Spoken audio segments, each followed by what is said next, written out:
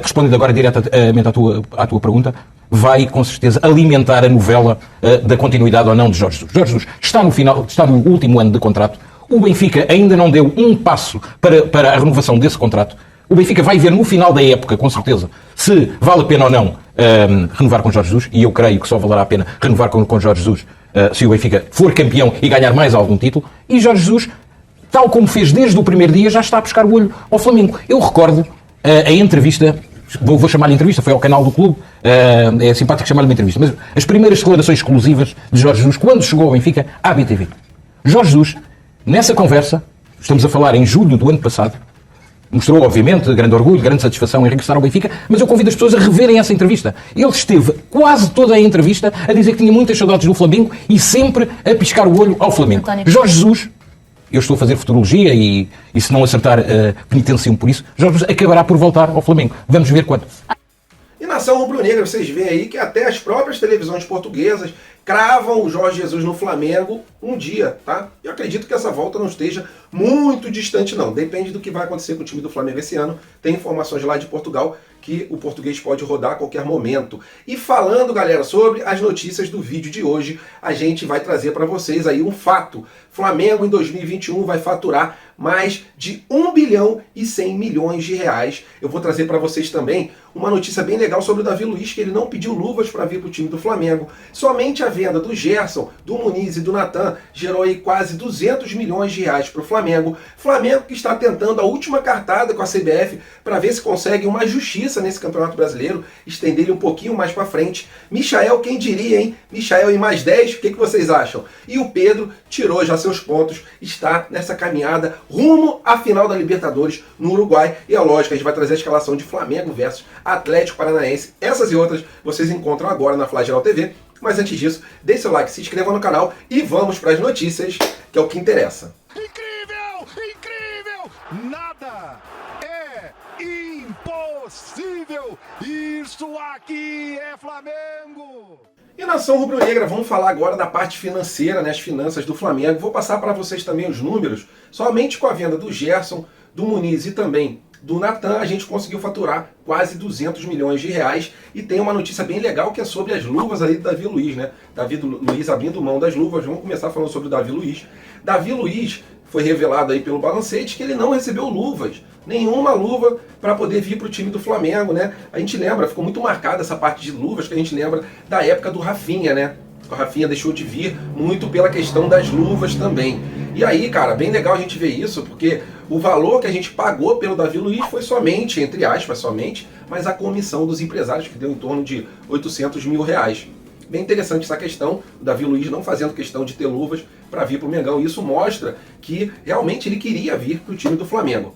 E agora falando sobre a parte financeira, né? O Flamengo, ele já colocou lá no relatório que sim, o Flamengo vai até o final do ano, vai estar o faturamento de 1 bilhão e 100 milhões de reais. Isso é bastante coisa, fazendo um superávit. Agora bateu o superávit de 117 milhões, mas o Flamengo pretende até o final do ano um superávit de 137, 135 milhões de reais. E o Flamengo diminuiu também a sua dívida, né? A dívida baixou aí para 300 milhões de reais. Então o Flamengo está tranquilo financeiramente. Diante dessa pandemia aí complicada, a gente mostrou que a gente conseguiu superar a pandemia.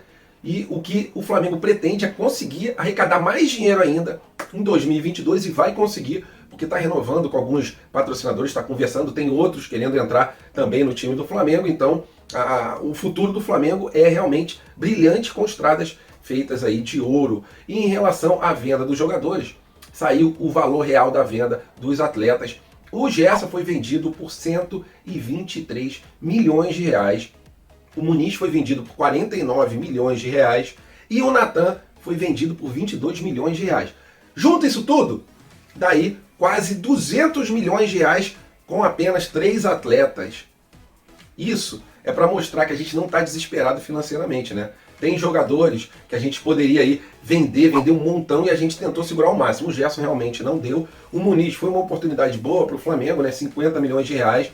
Apesar de que eu queria ainda que ele continuasse, mas eu sei que a parte financeira está complicada. E o Natan, mais ou menos 22 milhões de reais. Natan eu achei um pouco baixo, mas eu sei que esse mercado aí é complicado e o Flamengo realmente estava precisando fazer receita. Então é isso, galera. O Flamengo batendo aí a meta aí, até o final do ano, 1 bilhão e 100 milhões de reais. E quero que ano que vem bata os 2 bilhões, eu acredito. Coloca aqui nos comentários se você também acredita nisso.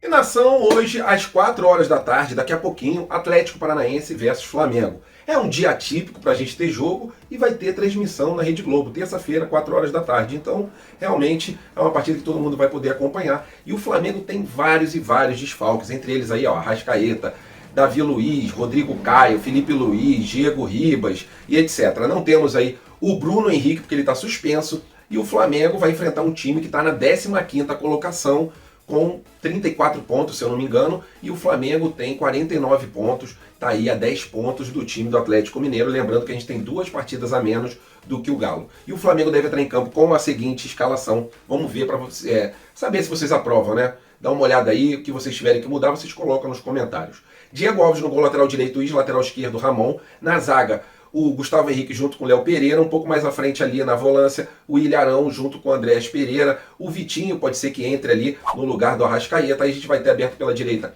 o Everton Ribeiro, aberto pela esquerda o Michael, porque o Bruno Henrique está suspenso, e no ataque o Gabigol, que eu tenho certeza, dessa vez o Gabigol vai fazer um golzinho pra gente, lembrando que o gramado deles é um gramado sintético, então favorece ao time deles, e a gente não tem outra coisa a não ser trazer os 3 pontos, porque a gente ainda sonha com o Campeonato Brasileiro. E para que isso aconteça, a gente precisa ganhar todas as partidas que a gente tem pela frente e ainda temos que torcer contra o Atlético. Então não podemos dar mole para mim. Esse jogo vai ser 2-0 o time do Flamengo. Coloque nos comentários o palpite de vocês. E é isso, galera. Se eles estiverem muito fechados, jogando no contra-ataque, porque eles já viram que é assim que o Flamengo tem mais dificuldade, né? O Flamengo tendo que propor o jogo, ficar muito tempo com a bola no pé, às vezes não é muito bom para o time rubro-negro. Jogar reativo, às vezes em algumas situações, é melhor. Então eu não sei se o Renato Gaúcho vai partir para cima do Atlético, vai propor o jogo o tempo todo, ou se vai deixar a bola com o time adversário, igual a gente fez com o Atlético Mineiro, deixamos a bola mais com o Atlético Mineiro e deu bom resultado. Então com certeza o Renato Gaúcho está analisando isso, mas lembrando que se o time do Atlético Mineiro ficar muito retrancado, vamos explorar os laterais, os cruzamentos dos laterais, porque isso ajuda muito a quebrar a linha defensiva dos caras, né? Quando os caras estão ou chutar de fora da área, que o Andrés Pereira tem um bom chute de fora da área. Eu preferia que o Renato Gaúcho botasse realmente o Andrés Pereira de segundo volante, tá? Porque ele pode também entrar com o Thiago Maia, mas o Andrés Pereira jogando de segundo volante, ele é muito mais perigoso do que jogando, armando a jogada no lugar do Arrascaeta. Então, por isso que a gente tem que arriscar de fora da área, caso os caras estejam fechadinhos. E como trunfo a gente tem o Michael, né, para poder ligar aqueles contra-ataques, caso eles partam para cima. E é isso, galera. Não dar mole, não dar sopa pro azar e jogar concentrado do começo até o fim. E o Flamengo está tentando aí, junto à CBF, com que eles tenham um pouco de consciência e estendam o Campeonato Brasileiro para pelo menos o dia 15. E aí o vice-presidente de externas do Flamengo, ele tuitou o seguinte, tá? Afirmando aí que o Flamengo vem tentando com a CBF uma aliviada aí na tabela, né? Uma tabela que está favorecendo bastante o Atlético Mineiro, que tinha que ter o seu jogo contra o Atlético Paranaense adiado, e o jogo adiado foi contra o Bahia, né? Bem peculiar essa decisão aí da CBF. Mas vamos lá, vou ler para vocês o que ele escreveu. O Flamengo ainda tem que jogar 13 partidas. O Atlético Mineiro joga 12. Temos insistido com a CBF para mudarem o final do Campeonato Brasileiro para o dia 15/12, pois teremos 14 datas. Acabando o dia 9, favorece o Atlético Mineiro, porque o Flamengo terá feito 13 jogos em 39 dias e o Atlético Mineiro 12 jogos em 45 dias, mostrando assim um claro favorecimento ao Atlético Mineiro. Então, informação aí do vice-presidente, que o Flamengo vem tentando, né, essa cartada aí junto com a CBF, e como estamos na reta final, realmente será a última cartada para ver se a gente consegue aí uma justiça no Campeonato Brasileiro. Não estamos pedindo favorecimento, igual tem acontecido com o Atlético Mineiro. temos só pedido justiça. Espero que a CBF coloque a mão na consciência e, pelo menos, aceite que o brasileiro termine no dia 15, como o Flamengo está querendo. Queria saber a sua opinião. Coloca aqui nos comentários se custa muito para a CBF fazer isso ou se ela realmente não vai fazer e vai deixar realmente o caminho todo livre para o Atlético Mineiro. Lembrando que o Atlético também vai pegar o time reserva do Palmeiras, porque o Palmeiras vai jogar com o Atlético um pouco antes da Libertadores. E nação rubro-negra, vamos falar sobre duas curtinhas. Uma é sobre o Michael, que quem diria, né, cara, virou uma peça fundamental do time do Flamengo. Hoje em dia a galera já fala que é Michael e mais 10.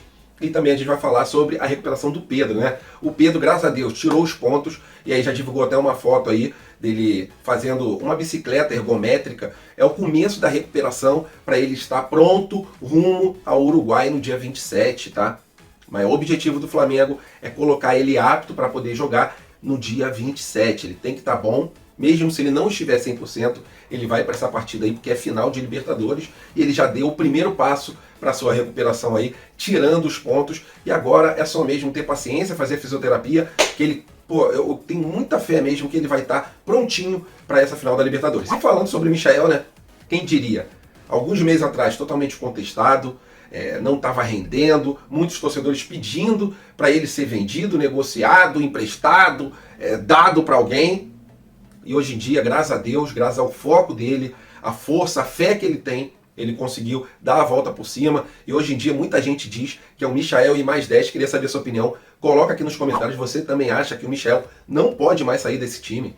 A minha opinião é que realmente não dá para o Michael sair desse time do Flamengo. Se tiver que tirar alguém ali, a gente tira, entendeu? Everton Ribeiro, que não está jogando tudo isso, pode dar uma vaguinha para o Michael quando o Arrascaeta voltar. Essa é a minha opinião. Queria saber a opinião de vocês. Se eu estiver exagerando, vocês coloquem aqui uma tribuna livre para poder vocês comentarem o que vocês estão achando. Mas realmente, esse momento do Michael é unanimidade, né? Não tem ninguém que está achando que ele está jogando mal. Agora a pergunta é essa: titular quando tiver o time completo ou estou exagerando? Coloca aí nos comentários. E a última a gente vai falar sobre o Cuca, né? Cuca, que foi denunciado pelo STJD após as câmeras flagrarem ele agredindo 2 funcionários do Maracanã covardemente, né? Ele acha que é porque ele é rico, porque ele é técnico, ele pode botar o dedo na cara de um pai de família, de um trabalhador, dar um tapa no braço de um trabalhador inocente no Maracanã. Ele acha que essa é uma conduta digna. Já falei sobre isso no vídeo de ontem, mas essa novidade aí é que ele foi denunciado por um procurador que já falou que contra o Atlético Mineiro ele não vai sofrer nenhuma sanção, mas que ele pode negociar algum acordo aí, né, para não ter que cumprir a pena. Alguma coisa nesse sentido, né? Mudar a pena dele para outra coisa. Mano, é complicado, né? O STJD, ao mesmo tempo que denuncia, também acaricia, né? Faz aquele carinho, fala, Cuca, vamos te denunciar porque ficou muito flagrante, a galera tá falando por aí, mas existe sempre um jeitinho brasileiro. Complicado isso. Essas foram as notícias de hoje. Se gostarem do vídeo, deixe seu like, se inscreva no canal. Tamo juntos, fiquem com Deus, até a próxima e fui!